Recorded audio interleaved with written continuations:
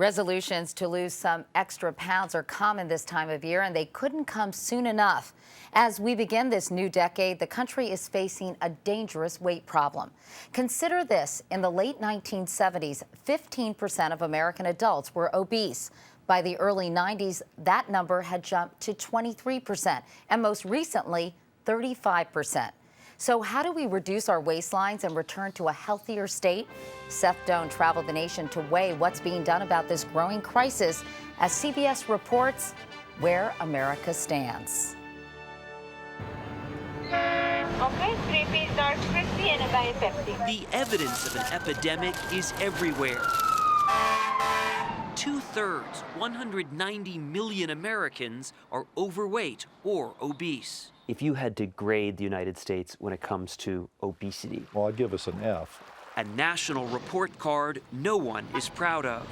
Obesity-related diseases are a nearly $150 billion medical burden every year. We're going to end up as a nation of cardiac cripples. Childhood obesity has tripled in the last 30 years.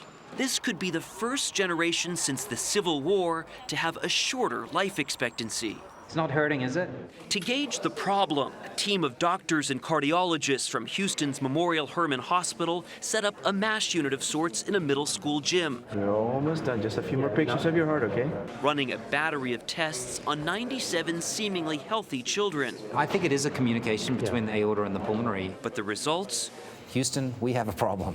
Reveal an alarming reality here. 3 out of every 4 children are either overweight or obese. That means about 70 of these children are on a high-risk trajectory for coronary artery disease by their 30s and 40s. Dr. Joshua Samuels treats kids with the blood pressure levels of an unhealthy adult. Back at his clinic, 11-year-old Wesley Randall has dangerously high blood pressure and is 60 pounds overweight. I just eat to solve my problems for some reason. A few years down the road, these are the people who are going to be flooding into our hospitals and emergency rooms. 15-year-old Emily Allen is trying to avoid just that. Just what I used to look like and then what I look like now kind of upsets me. The Hudson, Michigan teen was healthy at age 5, but by 10, she'd become obese and could no longer fit into kids' clothing. Why did I look like that? it seems to me that there's some degree of pain or hurt in Guilt. looking at that. Guilt? Mm-hmm. Why guilt? I just feel guilty that I couldn't change it earlier. On doctor's orders, Emily joined a weight loss program called Empower at the University of Michigan. That's better. Where she's already lost 26 pounds, thanks in part to support from other teens like 16-year-old Amber Bell, who's in an even scarier life and death struggle. She's shed 50 pounds, but still weighs nearly 400. What made you say, I am gonna make a change here? I didn't want my parents to feel like I was a failure, and I wanted to have friends. For Amber, Emily, and so many families, the battle started with money. So we kind of had to start buying cheaper foods and that's when you started gaining weight? Yeah. Is it a luxury to be able to eat healthy food? It's becoming more of a luxury. Kelly Brownell studies obesity at Yale University and says the government does not help by subsidizing corn, an ingredient in virtually every sweetener. Corn farmers were paid $56 billion over the last 10 years by the federal government to grow their crop. Produce farmers, not a dime. If you go to McDonald's today, you can buy a quarter pounder with cheese meal. That means the large drink and the large French fries for less than it costs to buy a salad and a bottle of water. There's something wrong with that picture. We all remember that idyllic Norman Rockwell picture of 1950s America, but that has certainly changed.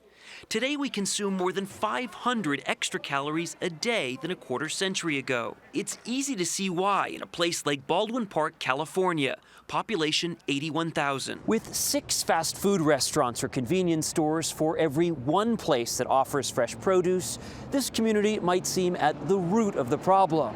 But in fact, it's on the forefront of a grassroots solution. Here, they're trying to innovate. Connie Gonzalez and her mother, Maria, Here, Connie. volunteer with the program Healthy Kids, Healthy Communities.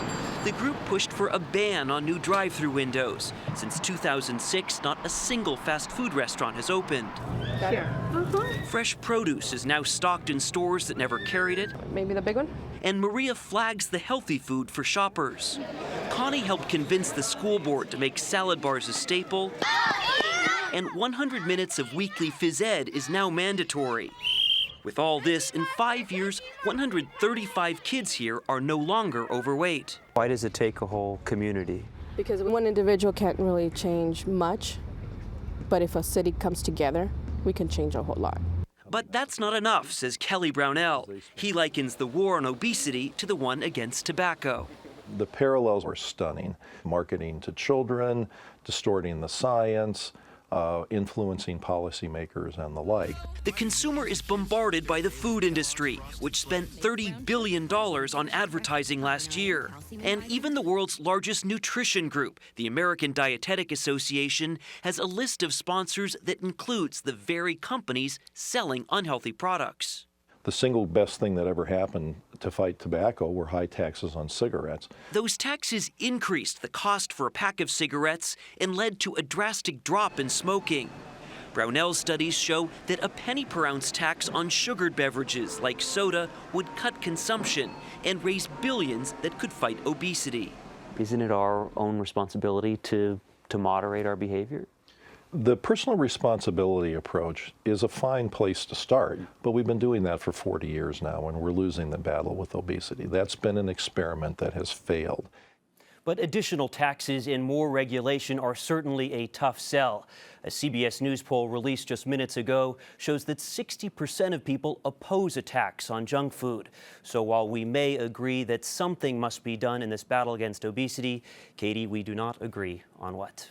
Meanwhile, junk food and no PE seems like a recipe for disaster for so many kids in this country. It's heartbreaking. It is. And good luck to all those kids who are trying to get healthier. Seth Doane, thanks so much for that great report.